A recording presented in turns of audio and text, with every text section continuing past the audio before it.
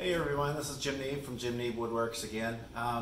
Today I'm going to do hopefully a quick video on how to cut dovetails on the CNC.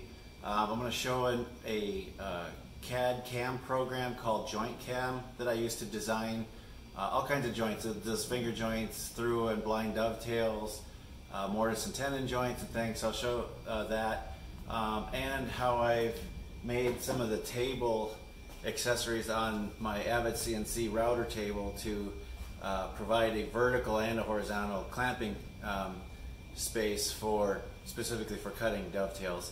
So I'm going to make a drawer for this cabinet, this mahogany cabinet that I'm making. It's just a simple box drawer out of maple with through dovetails on it. So first I'm going to go prepare the material, and then we'll get into designing the dovetails with JointCAM. Okay, I've made my drawer blanks, the side pieces here and the front and back. I also cut a couple pieces for test cuts. I always find that if you really want the dovetails to work out nicely, it's good to have cut a few test pieces before you do it on the real drawer. The software is really nice and repetitive, so if you're somebody doing a lot of dovetails for production, you'll get to the point with this where you get the router bits and the cuts and everything figured out to the point where you probably don't need to do any test pieces. But for me, I don't do them that often. I do a lot of different projects, so I have to come back to the software and kind of figure it out. I'm usually using a completely different style of dovetail or joint and a different router bit, so I'm kind of starting from scratch each time, so I like to test them out. The other thing to note here is we're doing through dovetails, so we cut the pieces to the exact length of both dimensions, whereas with some other kinds of joints like half-blind dovetails, one of them may need to be a little bit shorter than the drawer length, but these go through, so they're all four pieces are the full length of the drawer in each dimension. And then the other thing is the stock thickness for a through dovetail needs to be thinner than the router bit, because we're going to have to cut all the way through on the tail pieces with the router bit. So in this case, I'm using a 3/4 inch by 3/4 inch dovetail bit. It's a 14-degree bit. So I've cut the stock down to around 5/8 of an inch or so. And again, it doesn't really matter as long as the dovetail bit can cut all the way through easily, and you can see in this case it can, so I'm okay. And that's about the thickness of the drawer piece I wanted for this particular project. This software does require that the pin and tail pieces are the same thickness, so that's why I milled everything the same. And I did most of the fine sanding with the sander already, so that I don't have to come back and sand things down and change any of the dimensions dramatically later. So just a little bit of fine sanding will be left. So everything's ready to go. Now we're going to go actually design the dovetails in the software for these joints. Okay, when I first open up the JointCAM software, it gives you the choice of all these kind of joints. So you can see we can do a variety of dovetail, half-blind, custom spaced, or equal spaced. So the equal spaced ones of the types of joints are nice because you don't have to do nearly as many measurements and setup. You just give the dimensions of the board and the size of the bit essentially, and it's going to go make the calculations and evenly space them and stuff. So they're the easiest, but I'm going to do some custom through dovetails in this case. But you can also see there's a variety of finger joints and the rounded ones, and then mortise and tenons were a recent addition on one of the last versions of the software. So these are real nice, and I'll show some examples of test cuts I've done with those later in the video. So for now, we're going to select through dovetails, and now there's a lot of widths and pins that we're going to set up. Just to give an example, some of the information is filled up from the last set of dovetails I played with. So when you fill out all the values of your pin widths and your tail widths and all that, it has a nice calculate preview graphical here. So if I click that, this is the actual visual of the side of the dovetail you're going to get. Now, again, this is a through dovetail. It's not quite showing it through, but you can imagine that the bottom of the board is actually the bottom of the orange here, and that's what it's going to look like. So, and if you change these numbers, this graphic is, in my experience, very accurate of what you've designed with the numbers up here. So it gives you a really nice visual to make sure you're actually building the dovetail design you want. And the other nice thing with this software is it doesn't make assumptions about the tool. So you get to enter your tool library, and you actually, at least I recommend you do this, don't just take the numbers off of the router bit dimensions off the package. Actually measure them with an accurate caliper and enter the real numbers. You know, the angles of these dovetail bits will typically be pretty accurate, but the diameters can be, in my experience, even on a straight bit, they can be off by 3 or 4 thousandths pretty easily, and that does make a difference in the dovetails. And as I was mentioning earlier, once you get good at this, you don't really need to make test cuts and stuff. They will be right the first time. That's only if you spend the time to put, you know, the exact dimensions of these bits in, because you get to put allowances in up in the settings up here to fine-tune the tightness of your joints. And once you get a little bit of experience with certain kinds of woods, you know, softer or harder woods all act a little differently.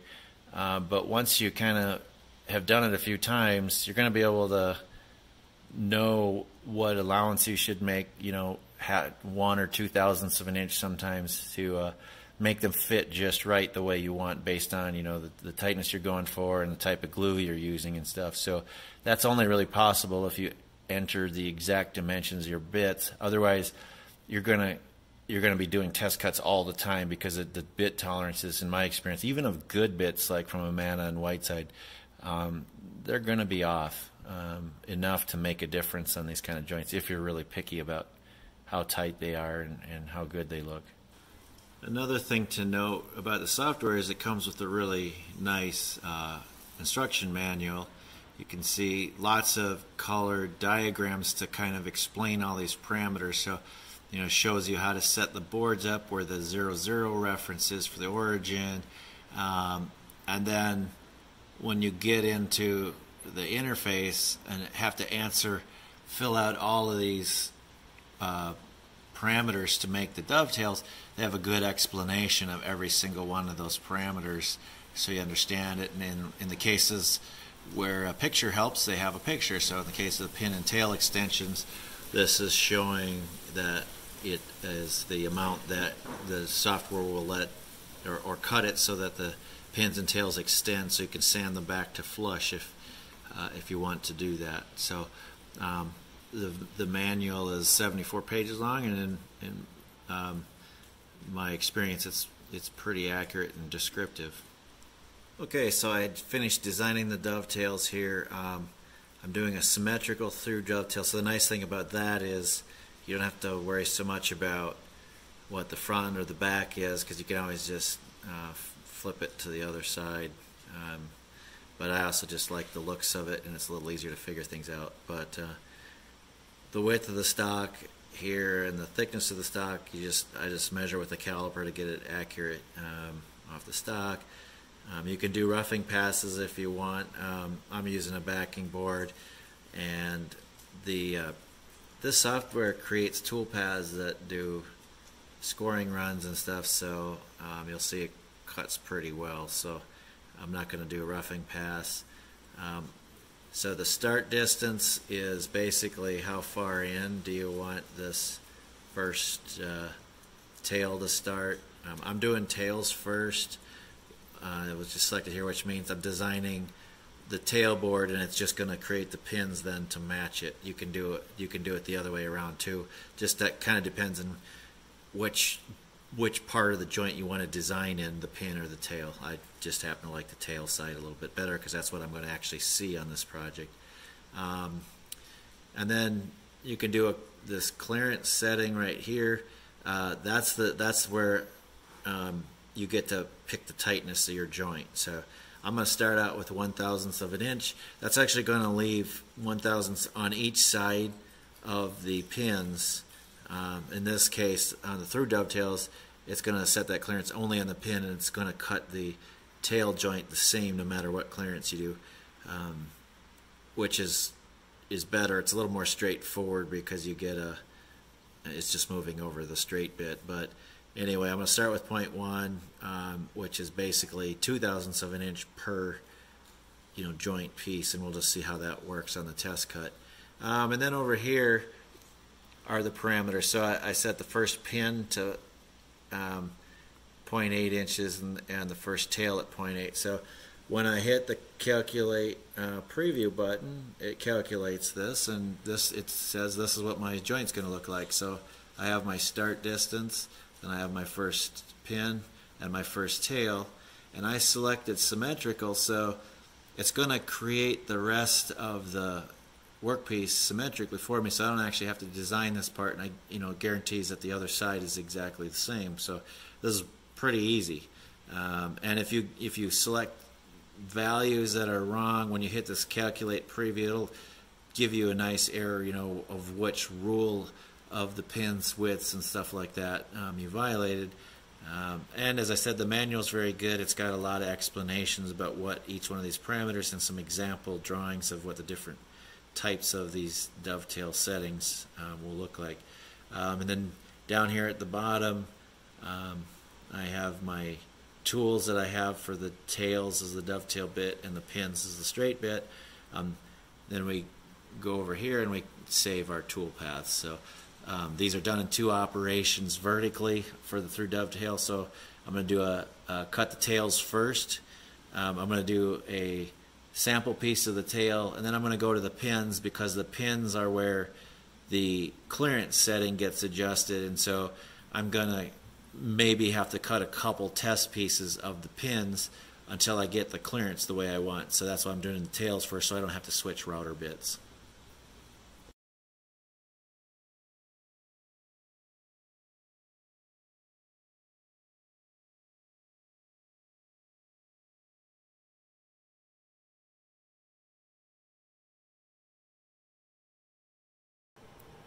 Okay, in time lapse you just saw me removing the front section of my spoil board. It's not actually a spoil board, it's more of a clamping surface. I try very carefully not to cut into that as you would with a spoil board. I usually put a spoil board on top of this between the work piece and my top deck if I need it.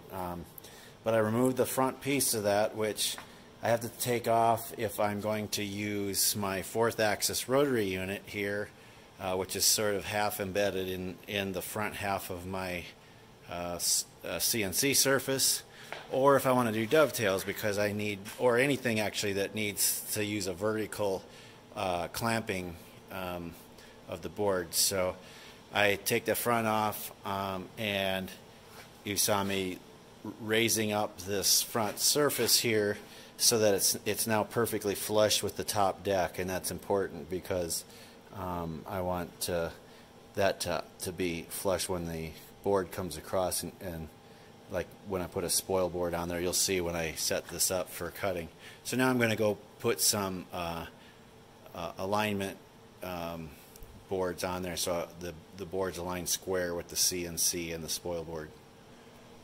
So what I like to use for guide fences for the dovetail machining operations is these, they're strips, symmetrical strips of MDF that are machined at the same hole pattern as my top here, and then I've machined some high density plastic plugs that are expandable on the bottom. So what I can do is place these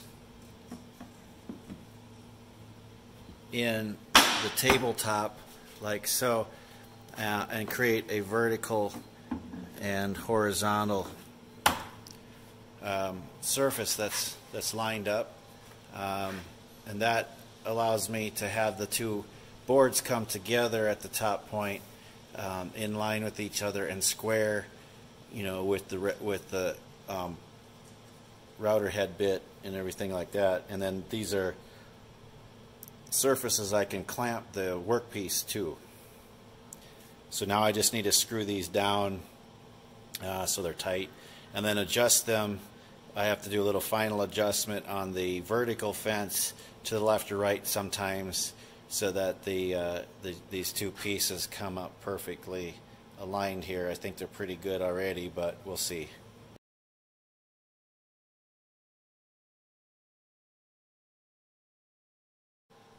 Okay, now after those adjustments, you can see I have a vertical and horizontal fence that are perfectly 90 degrees with each other, and these hard stops, or guide fences, whatever you want to call them, are also 90 degrees with the opposite surfaces. So now we have a good place to clamp the materials in down here and across for doing dovetail operations.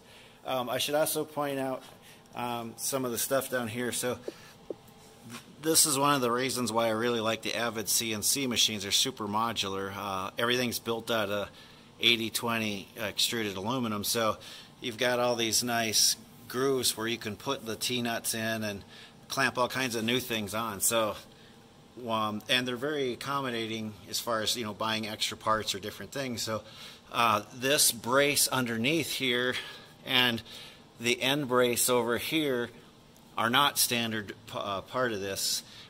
You can see over on the right side, probably better over here, this strut and this clamp down here, that's all just for hanging the control boxes.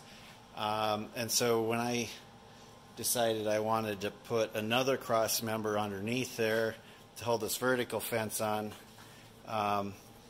I could order this piece and this piece from them. I just called up their service folks, customer service, and described which parts I wanted, and they sent me an invoice, and I ordered them. And you can buy extras of all these separate components easily. So it's very easy to make things. With this brace, I was able to build a fence underneath, or a drawer under here to store components and bits and everything.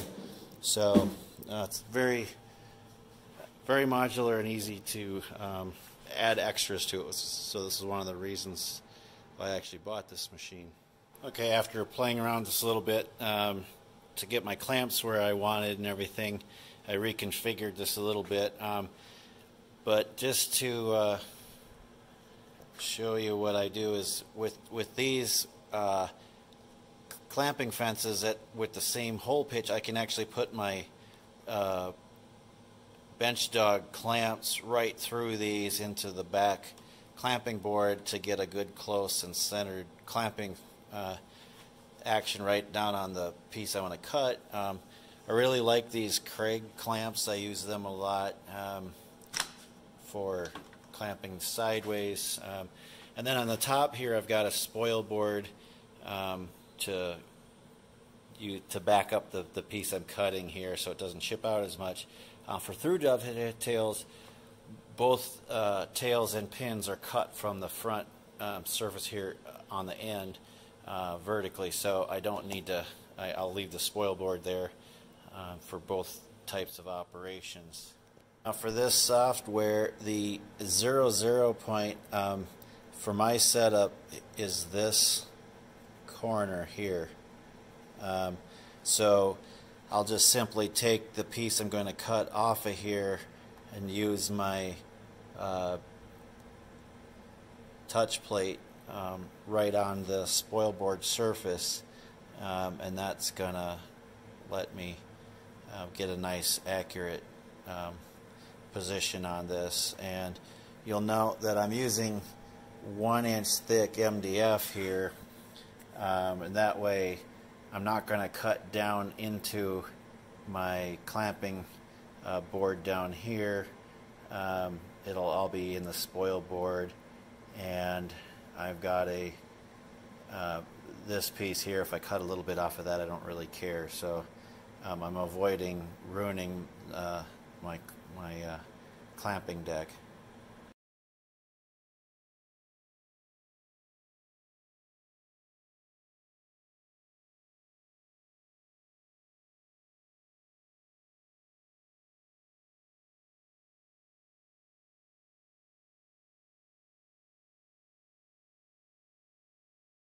Okay, I've installed the 1/4 inch straight end mill for the pin cutting. Reset X, Y, and Z with the touch plate. Again, when I use the touch plate with this, I use the exact bit diameter that I measured with the caliper, same value that I used in the JointCAM software, so everything comes out nicely. I've clamped in my front or back drawer piece. This is just a demo piece to test my cuts, but this is the pin board piece right now.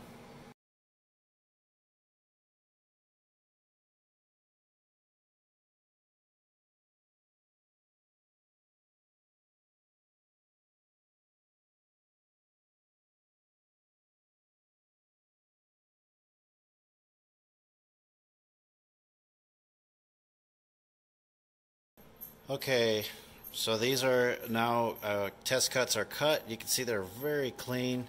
One thing I noticed is that my depth of cut is kind of shallow on this per pass.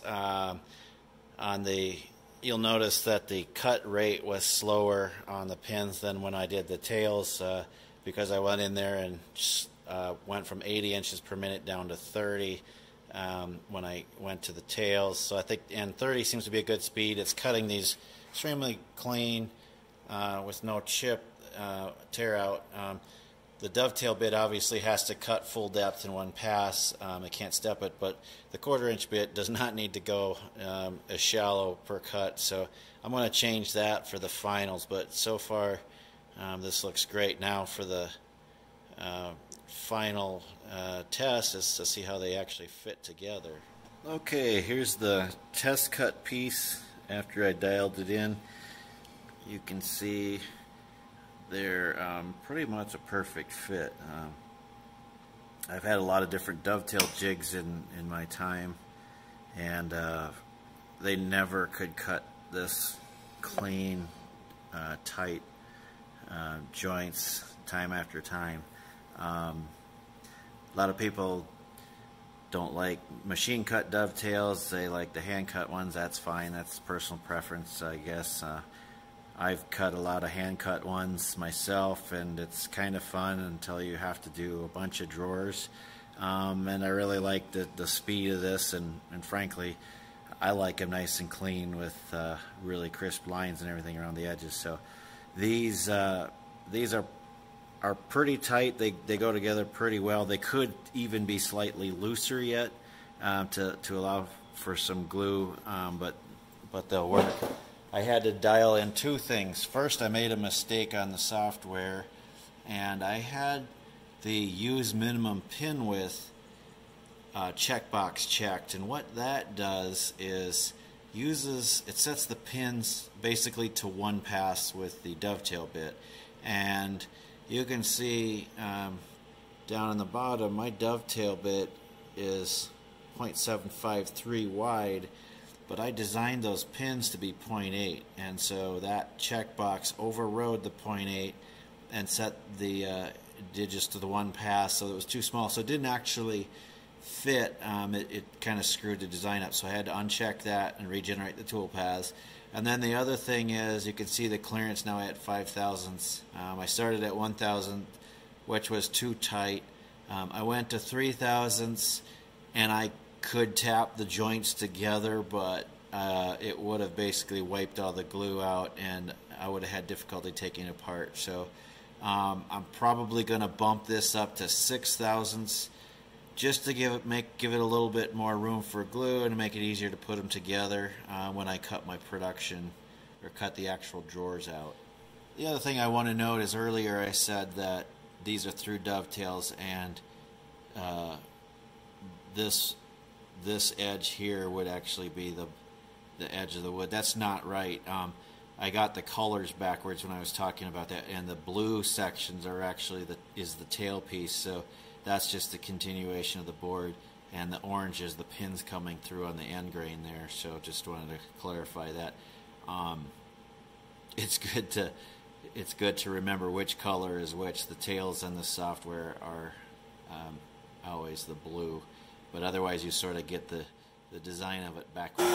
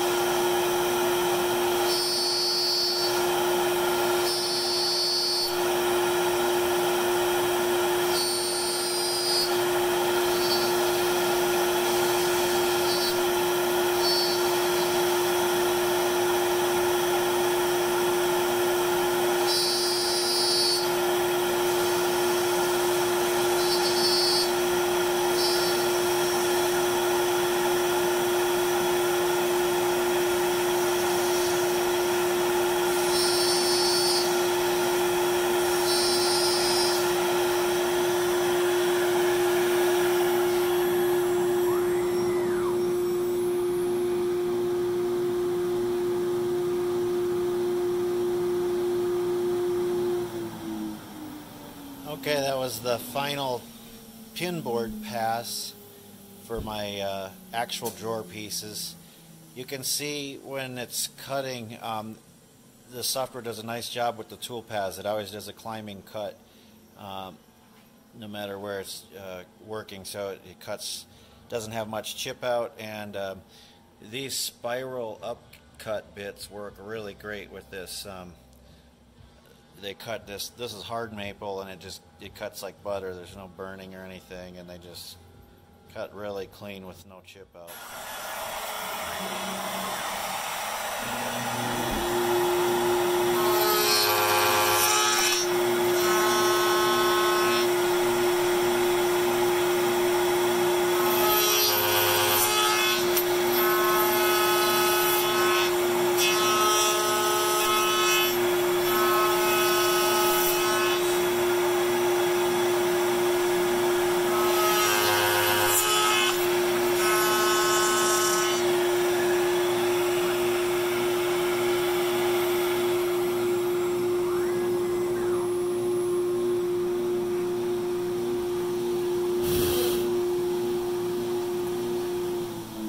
That's the last tailboard for my drawer. Again, you could see on that it always made climbing cuts, and only leaves a few hairs on the edges. It's very clean cutting.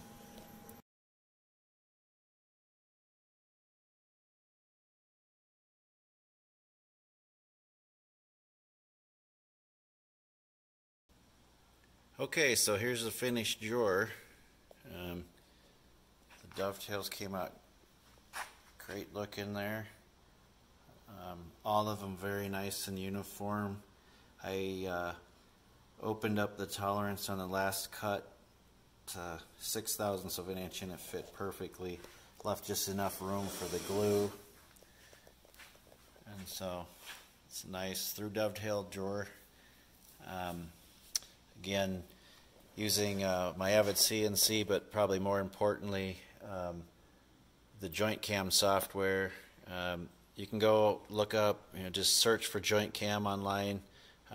If you're interested, they have the manuals you can download, take a look at, and they have some videos as well, just to kind of get an idea. And there's also a few people who've done how to use the software video. I wasn't really trying to do that with this video. I was more trying to show more of the physical setup on my CNC for the cuts and clamping and things like that. But I did want to give a shout out for the software, because I think it's a really good software package that helps you visualize what your cuts are going to look like, and really helps you fine-tune things nicely. Once you get it set up and like the cuts, you can pretty much make dovetail drawers as fast as you want. Takes most time is just to open your clamps and switch the workpiece out. So and I should mention that having really a good clamping system for your pieces is really important, so that each piece can be repetitively put in there so you get good consistency and they don't move during the cutting. That's one of the most important things with this. But this works really well. So here's a couple other test cuts I've made in the past with the JointCAM software. As I said before, it does half-blind dovetails and mortise and tenons and finger joints and things like that. This drawer is actually the first real project I've made with it, but I have played around quite a bit, and so this is a half-blind dovetail tailboard. This was a mortise and tenon joint I had played around with. These are very easy to make, almost so they pop when you pull them out. They're airtight. This is another one that I made end grain to end grain. Very precise, and again, once you get it set up, you can make a lot of them very quickly. Okay, here's the final project with the dovetail drawer. You can see the dovetails came out nice and clean. They really contrast nice when you put some finish on, because the end grain of the dovetails gets a lot darker. So again, these are really nice clean joints. I was able to assemble these drawers, any corner to any corner. I tried them all, and every corner fit perfectly. I didn't need to make any adjustments and stuff like I have with other dovetail jigs and things in the past. So this is a very clean method to reproduce a lot of dovetail joints that are exactly the same. And I think the key really for that reproducibility is to have a clamping jig in your CNC machine that gets each piece clamped in exactly the same with respect to your touch plate reference when you get the XYZ measurement or settings the first time. So if you can reproduce your clamping, you can make many drawers all in one batch, and all the pieces will fit together perfectly. All right, thanks for watching.